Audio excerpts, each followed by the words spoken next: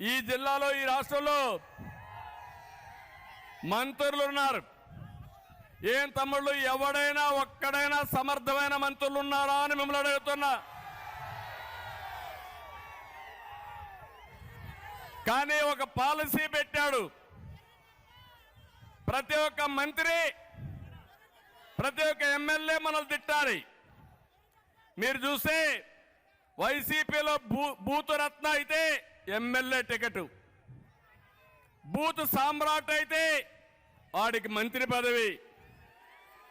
ముందు నన్ను తిట్టాలి, పవన్ కళ్యాణ్ తిట్టాలి, లోకేష్ తిట్టాలి, అప్పుడే వీళ్ళకి మంత్రి పదవులు, అప్పుడే ఎమ్మెల్యే సీట్లు, అప్పుడే ఎంపీ సీట్లు. ఇది ఎక్కడ సౌభాగ్యం అని అడుగుతున్నా. డయాఫామ్ వాల్ అంటే తెలియని వ్యక్తి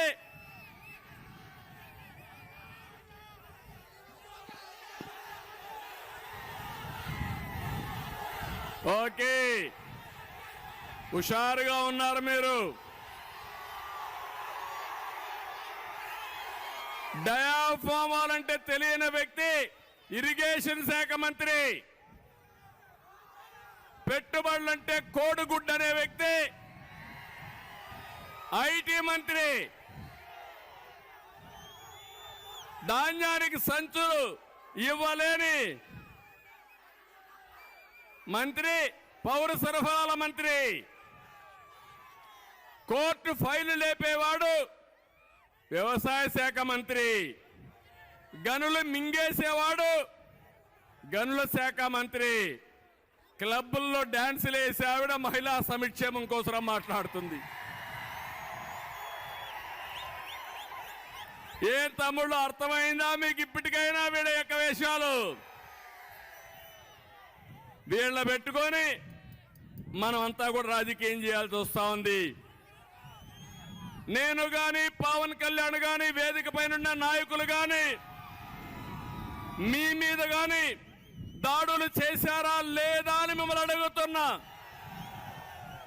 ఏంటి దౌర్భాగ్యం అని మిమ్మల్ని అడుగుతున్నా. అంటే రాజకీయాల్లోకి వచ్చింది మన మీద దాడి చేయించుకోవడానికి కానీ మిమ్మల్ని అడుగుతున్నా. ఇలాంటి వ్యక్తుల్ని ఏం చేయాలనో ఆలోచించాల్సిన బాధ్యత మీ అందరి పైన ఉంది. నేను అడుగుతున్నా ఇక్కడే వాళ్ళందరినీ, బీసీలు ఉన్నారు, మొన్నే ప్రవేశపెట్టాం జై హో బీసీ అని. బీసీల కోసం ఒక ప్రత్యేకమైన కార్యక్రమం తెలుగుదేశం పార్టీ తీసుకునింది. నేను అందరినీ మీకు అందరికీ హామీ ఇస్తున్నా, తెలుగుదేశానికి వెన్నెముక బీసీలు. ఆ బీసీలకు ప్రత్యేక ప్రణాళిక తీసుకొస్తాం. న్యాయం చేసే బాధ్యత తెలుగుదేశం పార్టీ తీసుకుంటామని బీసీలందరికీ హామీ ఇస్తున్నా. రెండోది ఎస్సీలు ఉన్నారు. ఎస్సీలకు కూడా అన్యాయం జరిగింది. ఈ ప్రభుత్వం ద్రోహం చేశారు. కడాన తమ్ముళ్ళు మీరు చూస్తే ఒక డ్రైవర్ ఎస్సీని చంపేసి డోర్ డెలివరీ చేసిన ప్రభుత్వం ఈ వైఎస్ఆర్ కాంగ్రెస్ పార్టీ అని చెప్పి కూడా నేను మీకు తెలియజేస్తున్నా. ఎస్టీలకు అన్యాయం జరిగింది, మైనారిటీలకు అన్యాయం జరిగింది. అందరికీ అన్యాయం చేసి సామాజిక న్యాయం కోసం యాత్ర చేస్తున్నామని వేషాలేసే ముఖ్యమంత్రి నేను ప్రపంచంలో ఎప్పుడు చూడలా. మళ్ళా సామాజిక న్యాయం చేసే party Telugu Desam party, Janasena party మీకు న్యాయం చేస్తామని చెప్పి కూడా నేను మీకు తెలియజేస్తున్నా. ఈ జిల్లాలో కాపులు కూడా ఉన్నారు. మీకు కూడా అన్యాయం జరిగింది. తెలుగుదేశం పార్టీ హయాంలో 3,000 కోట్ల రూపాయలు ఖర్చు పెట్టామా లేదా అని మిమ్మల్ని అడుగుతున్నా. 5 ఏళ్లలో 10,000 కోట్లు ఖర్చు పెడతామన్నారు. పెట్టారా అని మిమ్మల్ని అడుగుతున్నా. 1 రూపాయి పెట్టారా అని మిమ్మల్ని అడుగుతున్నా. ఆ రోజు రిజర్వేషన్లు ఇస్తే అది కూడా తీసేసిన ప్రభుత్వం ఈ ప్రభుత్వం. నేను అందుకే ఇవన్నీ చూసిన తర్వాత మీ అందరికీ ఒకటే హామీ ఇస్తున్నా. మొన్ననే బాబు భరోసా, భవిష్యత్ గ్యారంటీ, సూపర్ 6 తీసుకొచ్చాం. మా ఆడబిడ్డలకు హామీ ఇస్తున్న మహాలక్ష్మి ప్రోగ్రాం. నేనే డాక్రా సంఘాలు పెట్టాను. ఉద్యోగాల్లో, కాలేజీల్లో ఆడపిల్లలకు రిజర్వేషన్లు పెట్టాను. దీపం కింద వంట గ్యాస్ ఇచ్చాను.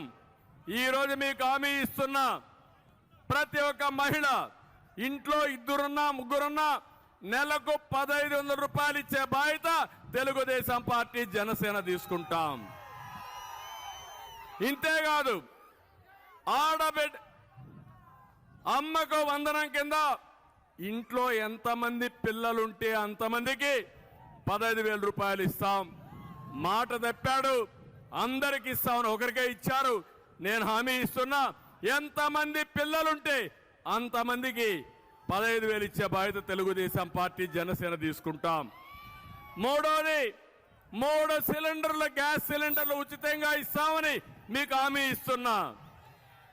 నాలుగోది ఆర్టీసీ బస్సుల్లో ఉచిత ప్రయాణ సౌకర్యం ఏర్పాటు చేస్తాం. మహిళల్ని గౌరవిస్తాం, మీకు చేయూతనిస్తాం. ప్రతి ఒక్క మహిళని ఒక శక్తివంతమైన మహిళగా తయారు చేసే బాధ్యత మేము తీసుకుంటామని మీ ఆడబిడ్డలందరికీ హామీ ఇస్తున్నా. రెండోది రైతుకి 20,000 రూపాయల అన్న దాత కింద వారికి సహాయం చేస్తాం. మూడోది యువగళం కింద మా తమ్ముళ్ళకి తమ్ముళ్ళు నేను ఇచ్చే భరోసా ఇది.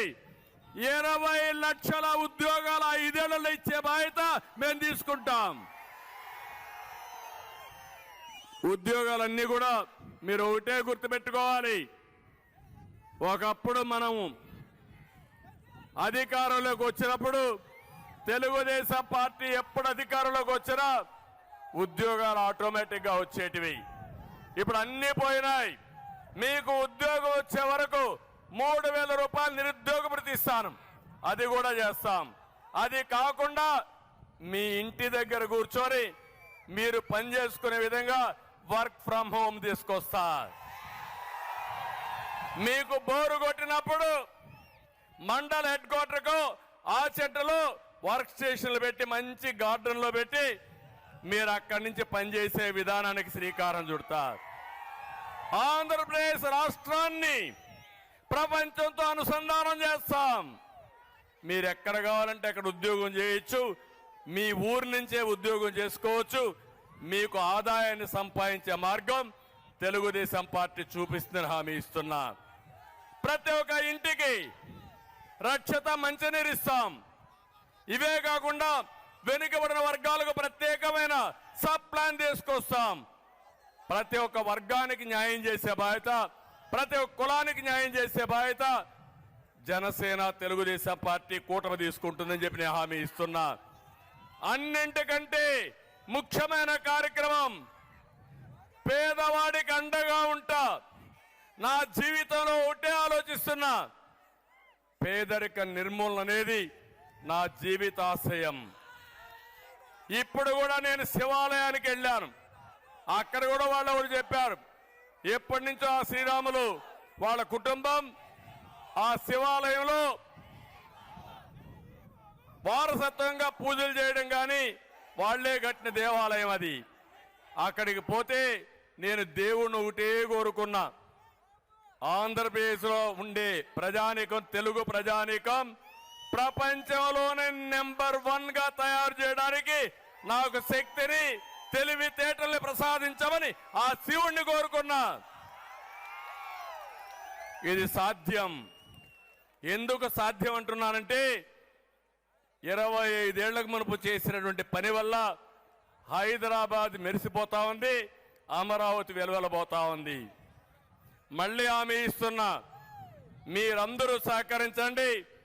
మళ్ళీ తిరుగులేని శక్తిగా తెలుగు జాతిని తయారు చేసే బాధ్యత తెలుగుదేశం పార్టీ జనసేన తీసుకుంటాం.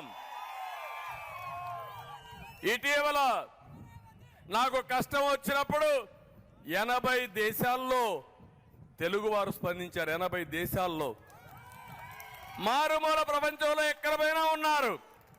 అది 25 ఏళ్లకు మునుపు తెలుగుదేశం పార్టీ ప్రారంభించిన విజన్.